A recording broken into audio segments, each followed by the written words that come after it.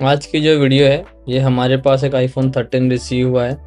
Dealer का कहना है कि इसके अंदर डिस्प्ले नहीं आ रहा है और उन्होंने जो ग्राफिक आईसी है जो वोल्टेज बना के देती है डिस्प्ले को, वो आईसी भी उन्होंने रिप्लेस की है। इसके अलावा और भी जो उनसे बन सका उन्होंने जीआर वगैरह चेक किया है सब कुछ, बट इसके अंदर डिस्प्ले नहीं आ रहा है। फ़िलहाल मदरबोर्ड का लेयर वगैरह भी उन्होंने ओपन करके दिया है। अभी हम चेक कर रहे थे, एक ऑडियो एम्पलीफायर भी इसमें से निकली हुई है।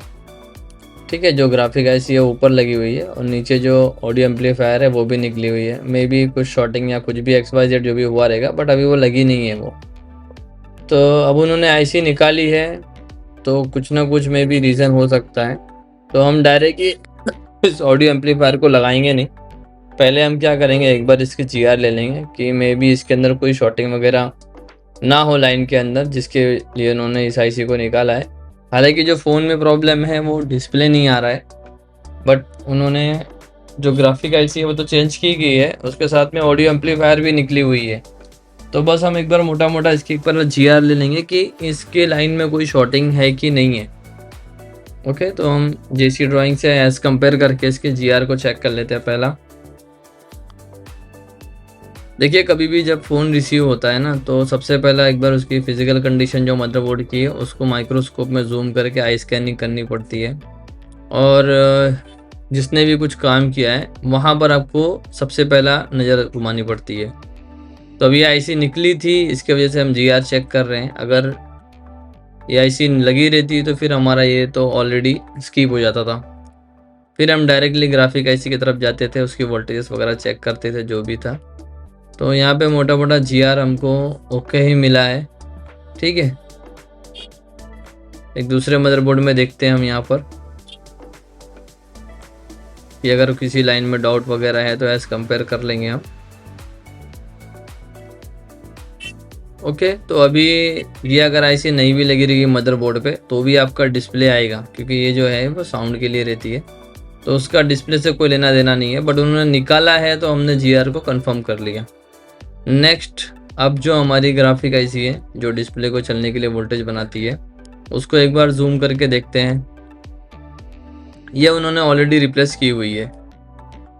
और दूसरा, जो डिस्प्ले की जीआर उन्होंने ऑलरेडी लेके रखी है, और जब उनसे कॉल पे बात उन्होंने कर देखी पर डिस्प्ले की जो जीआर वगैरह है वो आ रही है, बट फिर भी हम हमारे एंड से कुछ देखेंगे इसके अंदर।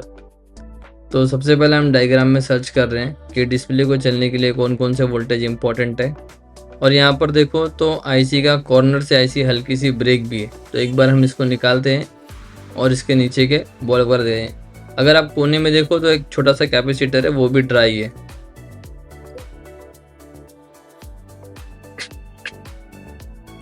ओके, तो आईसी को हमने एक बार रिमूव कर दिया है।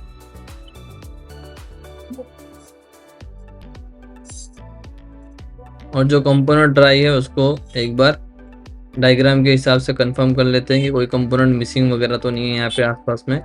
कई बार ऐसा होता है कि जब आप आईसी को रिमूव करते हो तो आसपास के एक दो कंपोनेंट वगैरह हटा देते हो। तो उन्होंने तो आईसी रिप्लेस किया था। एक बार हम हमारे एंड से एक बार न्यू आईसी उसके अंदर हम लगाते हैं और चेक करते हैं कि इसका फॉल्ट है कि नहीं है। ओके, तो दूसरी आईसी में डायरेक्टली मदरबोर्ड से निकाला हूँ और हम इसमें बिठाएंगे।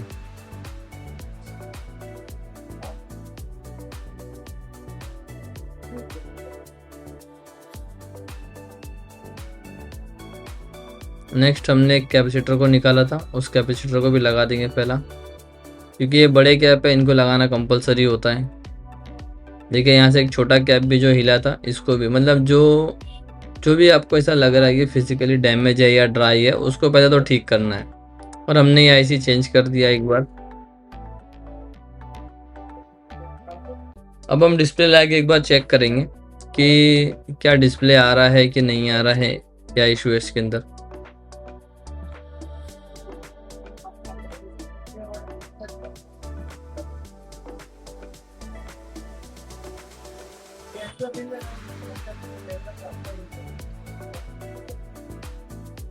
ओके, फ़ोन टर्न ऑन हो गया है, लेकिन आप देखो तो कोई डिस्प्ले वगैरह कुछ भी शो नहीं कर रहा है इसके अंदर। ठीक है, नेक्स्ट, अब हम क्या करेंगे, जो कनेक्टर है कनेक्टर के आसपास कई बार देखिए पीछे जब ऑडियो एम्पलीफायर निकली हुई है तो ऐसा भी होता है कि कई बार हीट होते हैं और कोई कंपोनेंट यहाँ से ग्लू के अंदर ही ड्राई हो जाते हैं। तो उस टाइम पे अगर आप कितनी भी आईसी चेंज कर लो लेकिन आपका फॉल्ट सॉल्व होने वाला नहीं है। तो कभी भी अगर इस तरह की कंडीशन आए ना तो आपको क्या करना है, कनेक्टर के पास में देखिए कंपोनेंट मेरे को ड्राई मिला। ओके, कनेक्टर के सॉरी कनेक्टर के पास में जितने भी ग्लू है उसको सबसे पहला क्लीन करना है। ये जरूरी स्टेप है क्योंकि अगर मान लीजिए देखिए पीछे ऑडियो एम्पलीफायर निकला हुआ है और ग्राफिक आईसी भी चेंज की हुई है, हमने भी चेंज करी। कई बार क्या होता है अगर मान लो थोड़ा ओवरहीट ज़्यादा हो गया तो ये ग्लू के अंदर ही कुछ कंपोनेंट ड्राई हो जाएंगे और उसके बाद में आप आईसी चेंज करेंगे या कुछ भी चेंज करेंगे तो आपका फॉल्ट सॉल्व होने वाला नहीं, क्योंकि ये ड्राई अगर हो गए तो आपको उसको ठीक करना ही पड़ेगा।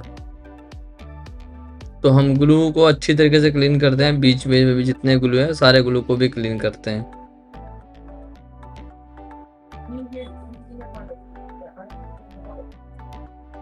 ओके, जो कंपोनेंट हमारा निकला है इसको हम चेक कर रहे हैं। तो कैपेसिटर है और पैरेलल में लगा हुआ है, एक साइड में ग्राउंड है। तो अगर वो नहीं भी लगा हुआ तो कोई इशू नहीं है, लेकिन अगर वो फ्यूज़ या रजिस्टर रहता तो हमको कंपलसरी उसको लगाना पड़ता था। कनेक्टर को हम एक बार देखते हैं जूम करके माइक्रोस्कोप में, तो वो भी कहीं से ड्राई वगैरह लग रहा नहीं है। ओके, फिर दूसरे साइड के ग्लू को क्लीन करते हैं।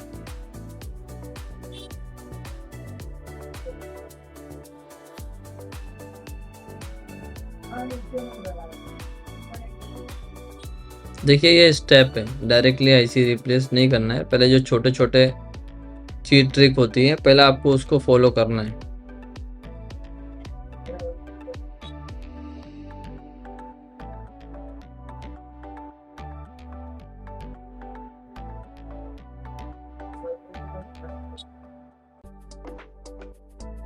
तो यहाँ से हम ट्विज़र की हेल्प से सारे ग्लू को क्लीन करेंगे अच्छे से।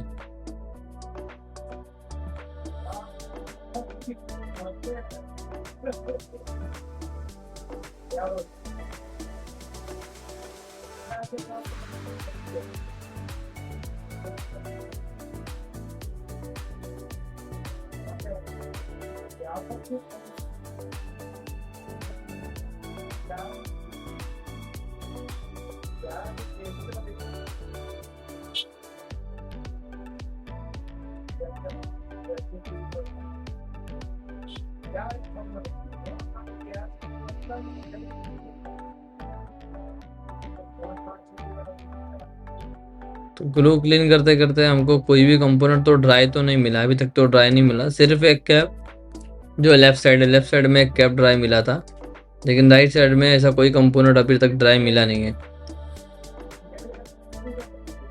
ओके, तो हमारा दूसरा स्टेप क्लियर हुआ।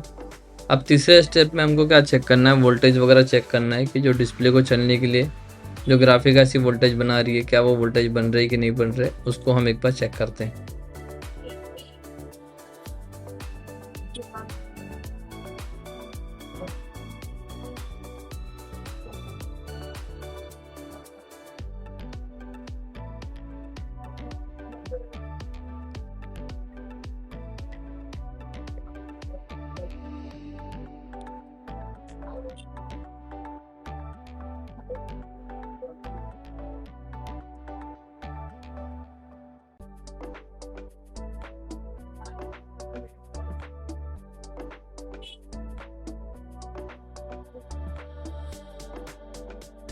एक बार हम दूसरा डिस्प्ले भी लगा के देख रहे हैं, ठीक है, क्योंकि मे भी कस्टमर का डिस्प्ले ख़राब है नहीं ख़राब है, इसलिए हम एक बार हमारा डिस्प्ले भी लगा के चेक कर रहे हैं।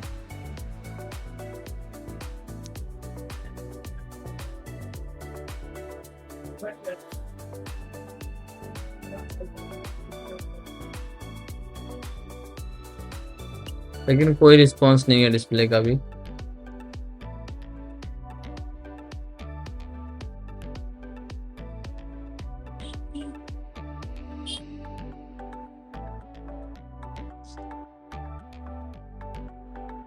ओके, जो दूसरे डिस्प्ले में देखो क्या एप्पल का लोगो आया और फिर से ब्लैंक हो गया।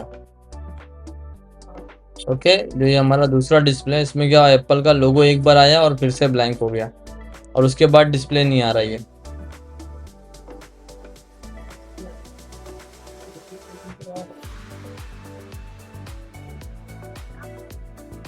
ठीक है, अब हम यहाँ पर कोई वोल्टेजेस वगैरह लेते हैं कि जो डिस्प्ले को चलने के लिए कुछ वोल्टेजेस बन रही कि नहीं यहाँ पर।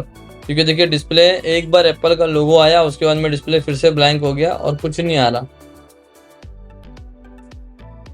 फोन को टर्न ऑन करते हैं एक बार और वापस वोल्टेजेस लेने की कोशिश करते हैं यहाँ पर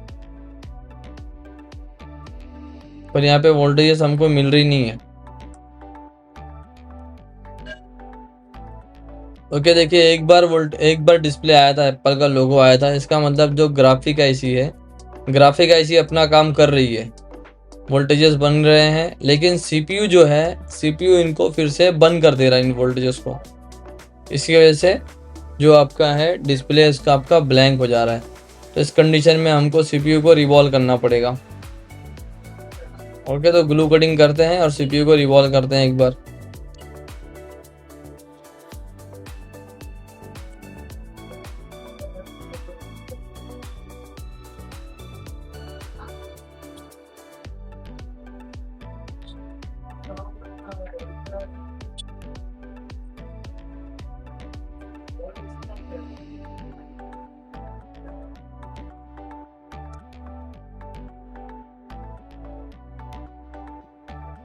ग्लू कटिंग हमारी हो गई है, तो नेक्स्ट हम सीपीयू को रिमूव करते हैं।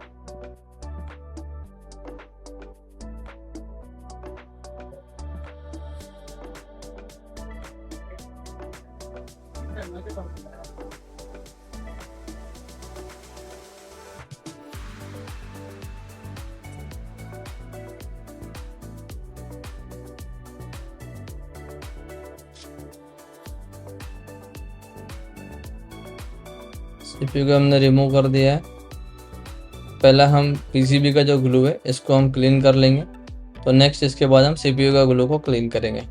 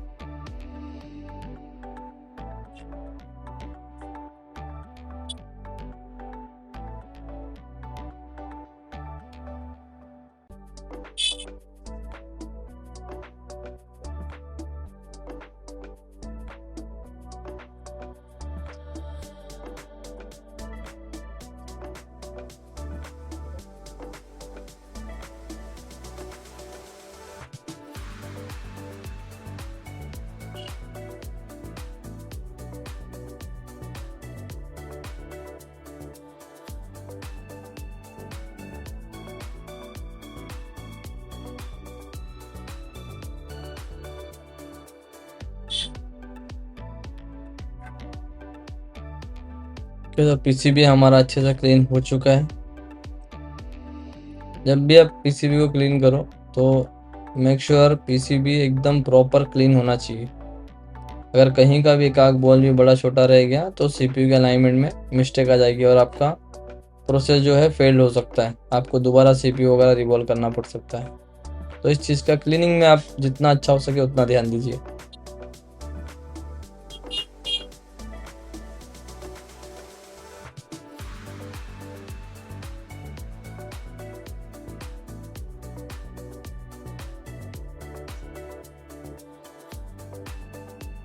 और दूसरा जो अभी हमारी जुलाई वाली बैच है वो हमारी जून वाली जो बैच थी वो हमारी ख़त्म हो गई है। अभी जो नेक्स्ट हमारी बैच है वो हमारी अगस्त में होगी। अगर अगस्त में किसी को ज्वाइन होना है तो आप नीचे नंबर दिया गया है, उस पर आप कॉल मैसेज कर सकते हो। ठीक है, अगस्त में जिस किसी भाई को भी आना है आईफ़ोन की ट्रेनिंग के लिए, तो आप मुझे कॉल मैसेज करके अपनी सीट जो है बुकिंग करके कंफर्म कर लीजिए। इसी तरह देखिए, ये क्लाउड पीसीबी वगैरह नहीं रहते। हमारे पास जो फ़ोन आते हैं, कस्टमर के फ़ोन आते हैं, या कई लोग यूट्यूब पे जो वीडियो देखते हैं वो भेजते हैं, तो उनके ही फ़ोन हम स्टूडेंट के सामने रिपेयर करके दिखाते हैं। ऐसा नहीं कि क्लाउड पीसीबी में हम काम कर रहे हैं। जो भी मोस्टली फ़ोन रहते हैं ये कस्टमर के ही पीसीबी रहते हैं।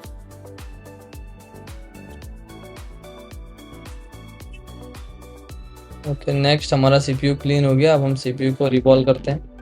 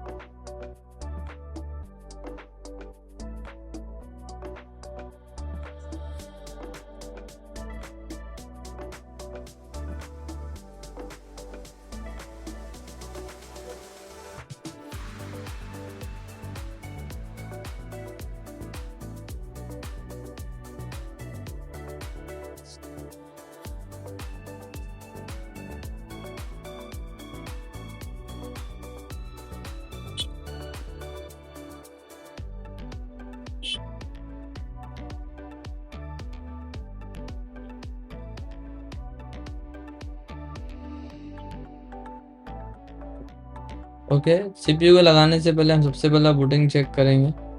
बूटिंग अगर हमारी नॉर्मल रहेगी, 20 के आसपास रहेगी, तो हम सीपीयू को लगाएंगे। ये चेक करना भूलना नहीं है। लेकिन अभी आपको डीसी नहीं दिख रही, लेकिन मेरी बूटिंग अभी 60 दिखा रही है। 60 मिली एम्पियर करंट इंजेक्शन हो रहा है। इसका मतलब है कि मेरी पावर जो है लीक हो गई है। ओके, अगर मैं सीपीयू को लगाता हूँ तो भी मेरा फ़ोन टर्न ऑन नहीं होगा। तो अभी हमको इस कंडीशन में पावर आईसी को रिवॉल्व करना पड़ेगा। ओके, तो पूरा हम जो शील्ड है उसको ना कट करके 4 नंबर ब्लेड से सिर्फ पावर आईसी निकल जाए इतने शील्ड को कट कर लेंगे।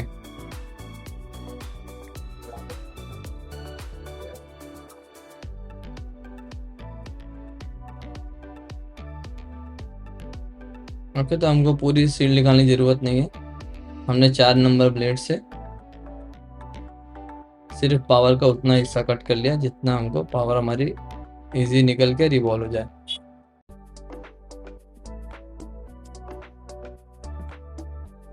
देखो, इस मॉडल में चांसेस है कि आपकी पावर लीक हो जाएगी। अगर आप स्वैप कर रहे हो तो आपको पावर रिवॉल्व करने की ज़रूरत ही नहीं है। उसमें तो आप लो टेम्परेचर पे, सीपीयू ऑलरेडी कटा हुआ आता है, तो आप लो टेम्परेचर पे आप रिवॉल्व करके सीपीयू को बिठा दो। लेकिन अगर आप सेम पीसीबी में रिवॉल्व कर रहे हैं तो कई बार आपकी पावर लीक होती है, तो आपको उसको रिवॉल्व करना पड़ेगा। ये कुछ मॉडल है, सारे मॉडल ऐसे नहीं है। जैसे 12, 13, 15, 14, जो ये सब मॉडल है जो प्रो और मैक्स के मॉडल हैं, इनमें अक्सर पावर ऐसी बाजू में लगी हुई है। लेकिन जो खाली 13 या 12 या आपकी 14 या 15 है, इन मॉडलों में सीपीयू के बैक साइड में पावर ऐसी लगी हुई है। तो कई बार अगर आप सेम पीसीबी में रिवॉल्व करते हैं तो पावर लीक होती है, तो आपको पावर भी रिवॉल्व करनी पड़ेगी। अभी पावर को उठाने के लिए जो ग्लू कटिंग का ब्लेड आता है हम उसका यूज़ कर रहे हैं, और एक कैपेसिटर है उसको हमने रिमूव कर दिया है कि वहाँ से स्पेस मिल जाए हमको पावर को रिमूव करने के लिए।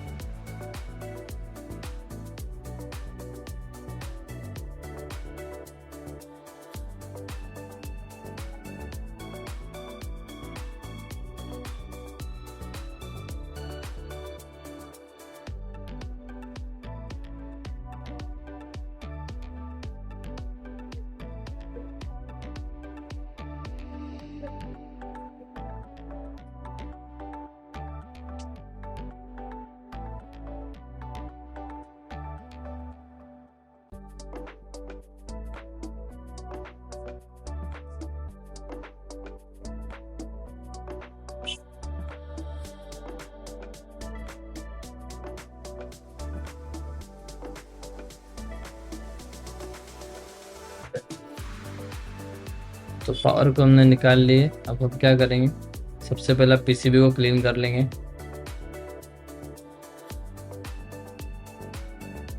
इसको हमको सबसे पहला 138 करना है।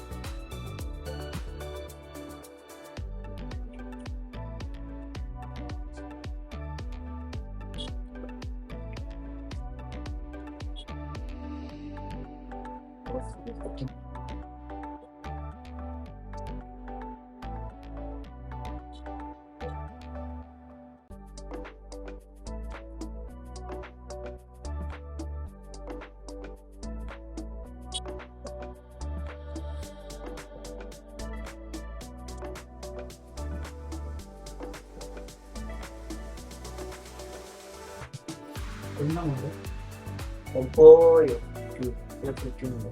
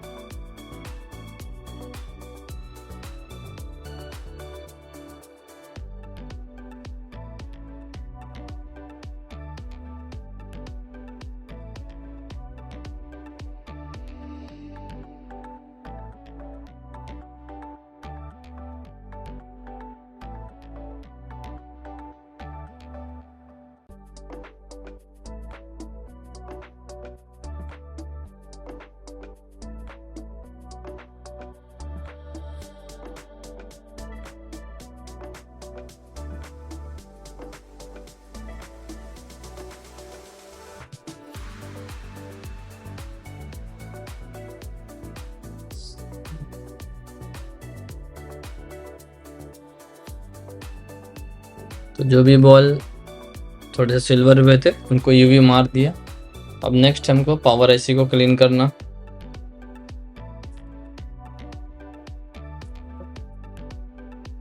पावर आईसी क्लीन करने का एक ट्रिक है, आप टेम्परेचर को, ब्लोअर का जो टेम्परेचर है उसको आप रखिए 350।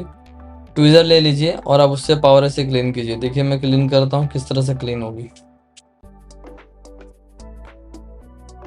ये देखिए।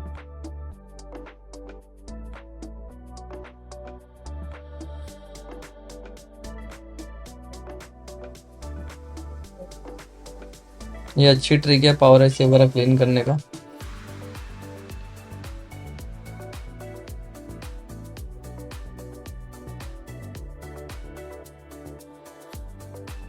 ये हमारे आईसी क्लीन हो गए। नेक्स्ट हमको इसको रिवॉल्व करना है।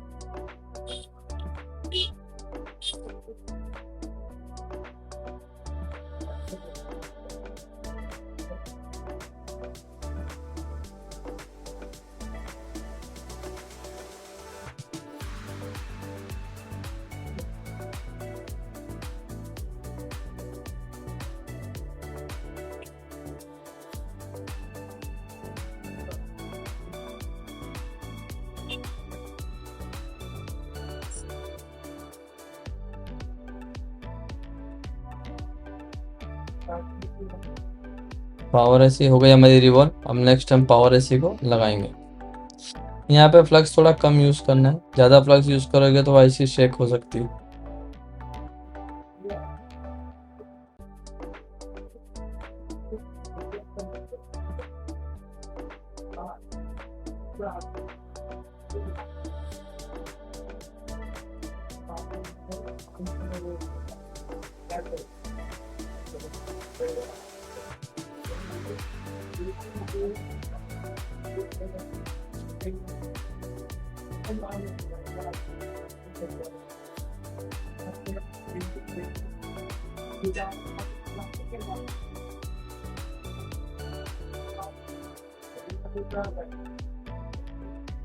अब हमको नेक्स्ट बूटिंग चेक करना है। अगर हमारी बूटिंग 20 के आसपास मिली तो हमारी पावर ओके है।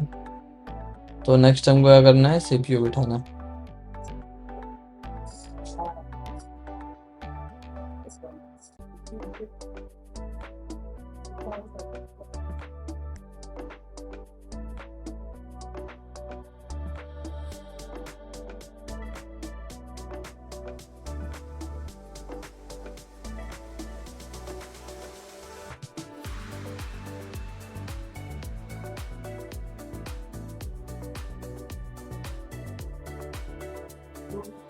तो अभी हमारी पीछे जो पावर है ऑलरेडी रिवॉल्व है।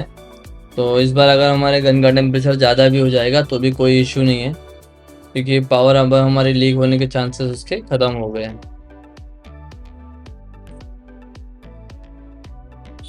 ओके, सीपीयू हमने बिठा दिया है। एक बार हम माइक्रोस्कोप में देख लेते साइड से।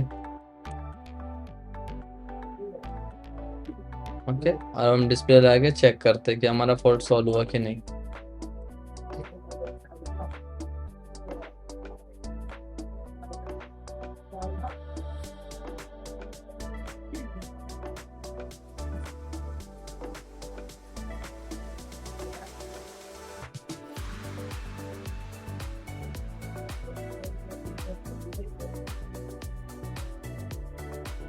ओके, एप्पल का लोगो आ गया है। पहले जो इशू था, लोगो आके डिस्प्ले चले जा रहा था, कुछ नहीं आ रहा था, ब्लैंक हो जा रहा था। अभी आप देखो तो हमने पावर एसी और सीपीयू दोनों रिवॉल्व कर दिया है और हमारा फॉल्ट जो है डिस्प्ले का सॉल्व हो चुका है। तो वीडियो अच्छी लगी तो लाइक शेयर सब्सक्राइब कीजिए। नेक्स्ट अब हम उनको दे देंगे, क्योंकि लेयर वगैरह वो खुद ही कर लेंगे। हमारा काम था सिर्फ डिस्प्ले लेके आना, जो कि सीपीयू से फॉल्ट था, और पावर सीपीयू हमने दोनों रिवॉल्व करी। ओके, कमेंट लाइक शेयर ज़रूर कीजिए।